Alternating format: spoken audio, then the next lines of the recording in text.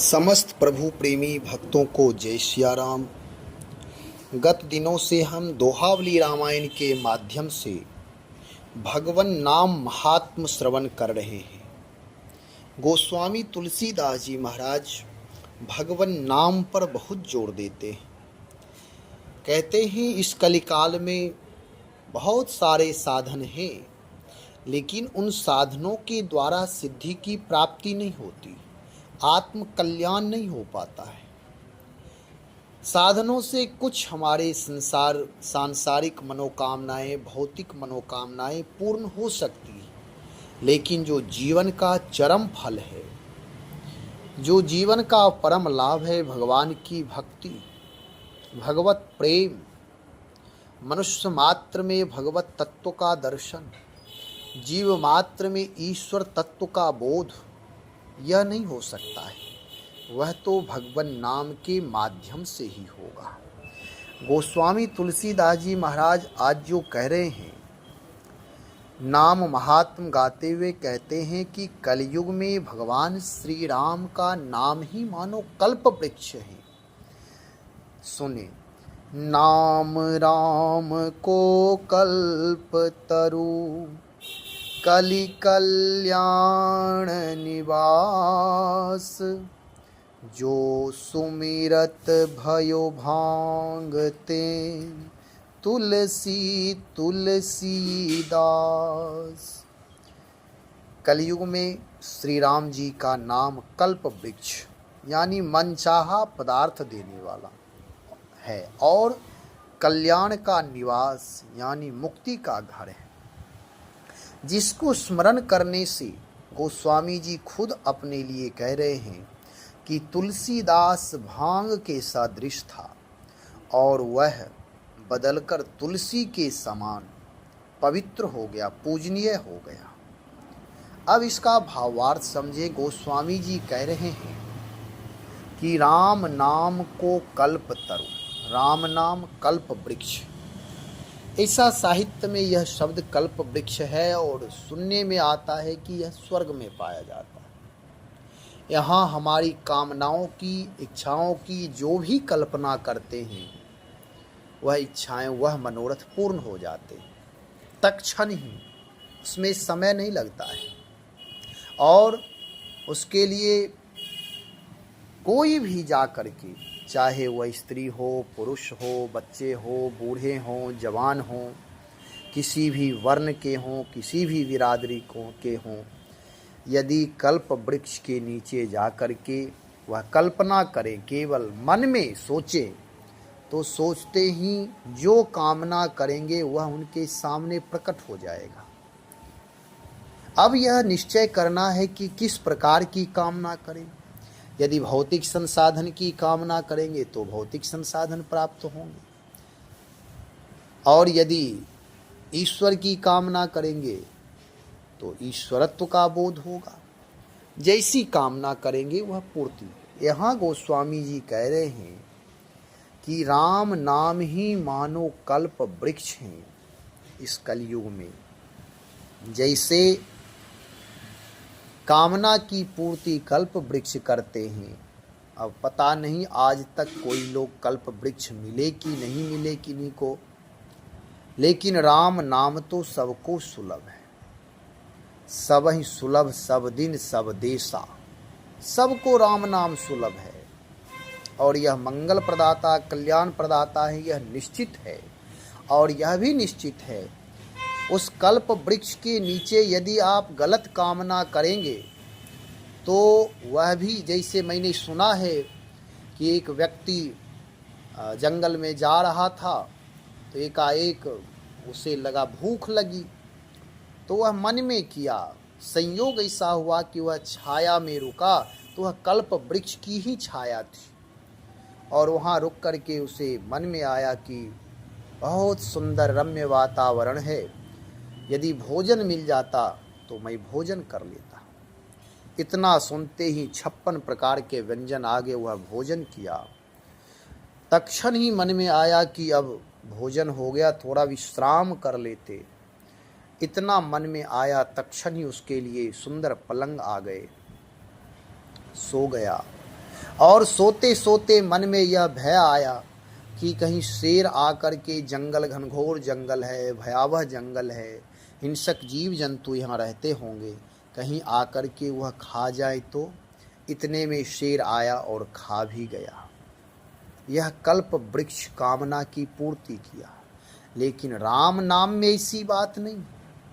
राम नाम से जुड़ा हुआ व्यक्ति, राम नाम रूपी कल्प वृक्ष के नीचे रहने वाले भक्त, भक्ति करने वाले भक्त, साधना करने वाले साधक, यदि गलत कामना करेंगे जो उन्हें पतन की ओर ले जाएगा, उस कामना की पूर्ति नहीं होगी। हो सकता है जीव स्वभाव होने से, मानव देह धारण करने से, प्रकृति के अंदर रहने से हमारी आपकी कामनाएं भी कभी कभी दूषित कामनाएं करते, जो पतन की ओर ले जाएगा, मनोभाव में हो जाता है। लेकिन राम नाम का आश्रय यदि हम लिए हैं तो राम नाम रूपी कल्प वृक्ष हमारा पतन होने नहीं देगा, यह पतन से बचाएगा। तो उस कल्प वृक्ष में और इस कल्प वृक्ष में यही अंतर है कि यह राम नाम रूपी कल्प वृक्ष की छाया में जो रहते हैं, राम नाम का जो जप करते हैं, राम नाम की जो शरणागति स्वीकार किए हैं, उनका कभी अमंगल नहीं होता है। कारण गोस्वामी जी कहते, मंगल भवन अमंगल हारी, उमा सहित जेहि जपत पुरारी। जो नाम मंगल के प्रदाता हैं, अमंगल का हरण करने वाले हैं, उस नाम को भगवान शिव और पार्वती सतत जपते। हमारे ऋषि मुनि, वर्तमान के साधु संत, महापुरुष, गुरुजन, आचार्य, विद्वान, सब लोग राम नाम का जप करते और सतत करते हैं, तन्मयता से करते हैं, और उसका लाभ भी प्राप्त होता है। तद्रूपता, तल्लीनता, तदाकार होना, भगवत भाव से ओतप्रोत होना, हृदय में रूपांतरण होना, जीवन में बदलाव होना, परोपकार रूपी भावना का जन्म होना, सदाचार संयम का जन्म होना, सारे सद्गुण आ जाते हैं राम नाम के प्रभाव से, और सारे दुर्गुण नष्ट हो जाते हैं। इस राम नाम रूपी कल्प वृक्ष का यह लाभ है। तो उस कल्प वृक्ष में कवि केवल उपमा देने के लिए थोड़ा अंश लेता है। यहाँ कहने, राम नाम को कल्प तरु कलि कल्याण निवास। कलयुग के लिए यह राम नाम कल्याण के निवास नाम स्थान है, घर है। जो इस घर में एक बार प्रवेश कर जाते हैं, उनका अमंगल नहीं होता, अकल्याण नहीं होता, वह कभी अशांत नहीं होते हैं। उनका जीवन कल्याण, मंगल, करुणा, प्रेम, शांति, दया, सारे सद्गुण जितना भी जानते हैं हम आप, सारे सद्गुण आ जाते हैं। यह उस घर में प्रवेश करने का लाभ है। सदा कलि कल्याण निवास, निवास नाम स्थायी रूप से जहाँ रहते हैं, वह घर मानो मुक्ति का घर, भक्ति का घर है। जो भी आप कामना करेंगे, उत्कृष्ट कामना, भगवत प्राप्ति की कामना, वह सब नाम ही पूर्ण करेंगे, क्योंकि वह कल्याण के निवास। जिस तरह हमारा आपका, मनुष्य मात्र का, परिवार का, राष्ट्र का, प्रकृति का, जीव मात्र का कल्याण होगा, वही राम नाम करते हैं। किसी का अकल्याण नहीं करते। सबके प्रति अनुराग का अभ्युदय होता है। सब नर करहि परस्पर प्रीति का जन्म होगा। भाई भाई परम समिति का जन्म होगा। यह राम नाम का प्रभाव है। आज आप देखें, वर्तमान में माइकाले शिक्षा की पद्धति के कारण लोगों की मानसिकता ऐसी हो गई है, वह अध्यात्म को, धर्म को, भक्ति को, भगवान को नहीं मानते हैं, जिसका परिणाम हम आप देख रहे हैं। भाई भाई में प्रेम नहीं है। कोर्ट कचहरी में आप देखें तो हिंदू मुस्लिम का झगड़ा कम है, परिवार का झगड़ा विशेष है। भाई भाई, पति पत्नी, पिता पुत्र, सारे यही द्वंद्व हैं। ऐसा क्यों हुआ? क्योंकि वह धर्म मार्ग से विचलित हो चुके हैं, स्वयंभू बन चुके हैं। उनको लगता है कि मेरी शिक्षा, मेरी दीक्षा, जो मेरा ज्ञान, यही हमें आध्यात्मिक बल देंगे, और जिसका परिणाम यह है कि वह और अहंकारी दंभी हो गए। सरलता, सहजता, करुणा, प्रेम, आपसी मैत्री का भाव का विस्तार नहीं हो रहा है। यदि राम नाम से जुड़ जाएं तो यह सारी बाधाएं दूर हो जाएंगी, जीवन दिव्य हो जाएगा। पैसे लोग कमा रहे हैं, हमारी आर्थिक स्थिति में सुधार आई है, हमारे देश की विपन्नता दूर हुई है। पहले अनाज के लिए लोग तरसते थे, आज अन्न सरकार फ्री दे रही है।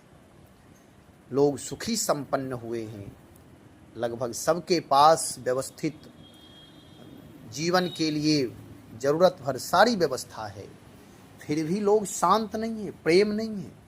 पहले अभाव में थे, विपन्नता में थे, लेकिन भगवत भक्ति से, संत भगवंत से जुड़े थे, भक्ति भक्त भगवंत गुरु से जुड़े थे, इसलिए उनके जीवन में सदाचार था, प्रेम था, संवेदना थी। यदि कोई समस्या में फंसता था तो गांव के, समाज के, परिवार के लोग उस समस्या का समाधान करते थे, लेकिन आज यह समय नहीं है। आज तो यदि कोई समस्या में फंसता है तो दूसरे लोग उसके लिए चाहते हैं कि यह ठीक हुआ। ऐसी मनोवृत्ति बिगड़ चुकी है। यह मनोवृत्ति का सुधार, यह मनोवृत्ति का इलाज कोई मनोवैज्ञानिक नहीं कर सकते। केवल एकमात्र है उपाय भगवान नाम, भगवान की भक्ति, भगवान का सत्संग, भगवान का चरित्र। तो कहने का तात्पर्य यह है कि जीवन का रस, जो जीवन मेरा सरस हो, सहज हो, हृदय में करुणा हो, विराटता हो, यह भगवान नाम से प्राप्त होगा। इसलिए कह रहे हैं, गोस्वामी जी कहते, मानो यह कल्याण का निवास नाम स्थान है। और जिसको स्मरण, गोस्वामी जी कहते, मेरे जीवन का खुद का अनुभव है कि मैं बहुत कोई बड़े घराने का या बहुत राज परिवार का नहीं था, मैं एक सामान्य व्यक्ति था। मेरे बच्चे में ही जन्म लेते ही माता पिता सब मर गए, मेरा देखभाल करने वाला कोई नहीं था, किसी तरह दासी पाली दासी भी मर गई। मैं तो ऐसे भटकता था दरवाजे दरवाजे, मेरा कोई मूल्य नहीं था, मैं निकृष्ट की तरह। लोग कहते थे इसे कुछ खिलाना नहीं, इसे कुछ देना नहीं, जो इसकी सेवा करते हैं वह मर जाता है। लेकिन आज जो मेरी ऐसी स्थिति थी, जो मैं सड़क पर भटकता रहता था, लेकिन भगवत प्रसाद से, भगवान की कृपा से, नाम कृपा से आज मैं तुलसी के समान पवित्र हो गया। यहाँ जो गोस्वामी जी कह रहे हैं कि मैं भांग के समान था, हमारे यहाँ भांग को लोग अपवित्र मानते, नशा के रूप में मानते हैं, और वह जहाँ तहाँ जमते, इसलिए कह रहे भांग के समान अपवित्र था। आयुर्वेद में भांग का बड़ा मूल्य है, शिव उपासना में भांग का बड़ा मूल्य है, लेकिन यहाँ कभी कोई भी साहित्यिक शब्द होते उसका थोड़ा अंश लेता है। यहाँ अपवित्रता से है कि भांग में नशा भी है, तो नशा करने वाले लोग नशा करते हैं, और हमारे यहाँ नशा किसी भी प्रकार की कोई है तो वह अमर्यादित है। तो यहाँ कह रहे हैं गोस्वामी जी कि मैं भांग की तरह अपवित्र था, लेकिन भगवान की कृपा। अब इस पर बहुत सारी विस्तार करने की जरूरत नहीं है कि भांग में जो जो गुण है वह गोस्वामी जी में घटाना है। नहीं तो लोग कहते हैं गोस्वामी जी बहुत विषयी थे, गोस्वामी जी कामी थे, गोस्वामी जी नदी पार करके पत्नी के पास पहुंच गए। ये सारी बातें नहीं है। यदि है भी तो अपने महापुरुषों का जीवन मुझे संश्लिष्ट करना है, शुद्ध करना है, अपने शब्दों के द्वारा मुझे प्रसारण नहीं करना है। अपने माता पिता का चरित्र, अपने सनातन धर्म का अस्तित्व, आर्ष परंपरा को बचाना है। यह नहीं कि किसी में कोई कमी है तो उस कमी का बखान करना है। हो सकता है, कौन मनुष्य ऐसा है जो दूध से धुला हुआ है? सबके अंदर कुछ ना कुछ दोष हैं।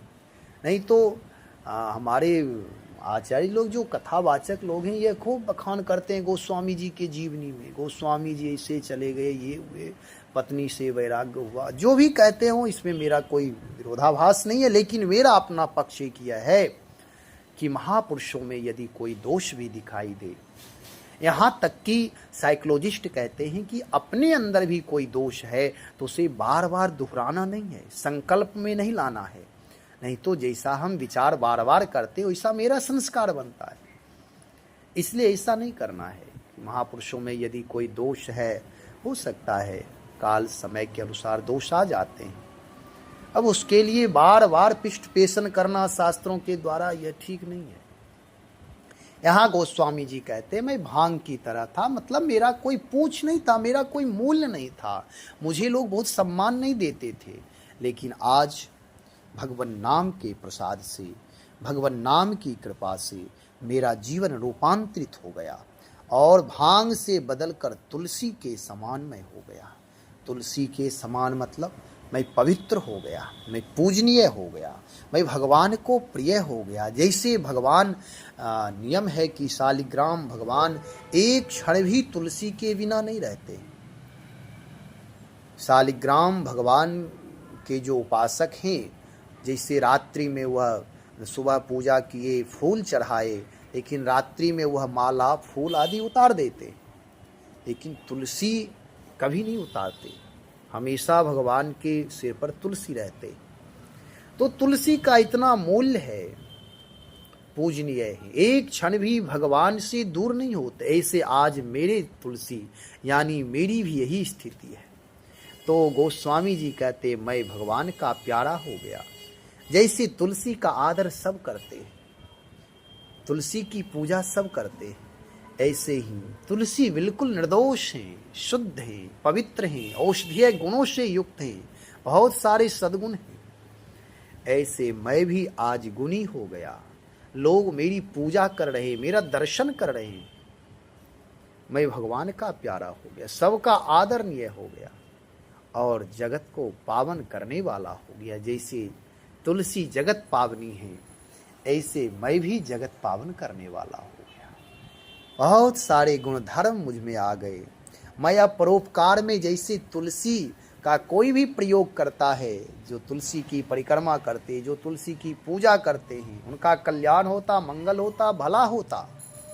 ऐसे ही आज लोग मुझसे जुड़ रहे हैं, मेरी परिक्रमा लगा रहे हैं, मेरा दर्शन कर रहे हैं, मेरी पूजा कर रहे हैं। गोस्वामी जी से किसी ने कहा यह कैसे हुआ महाराज?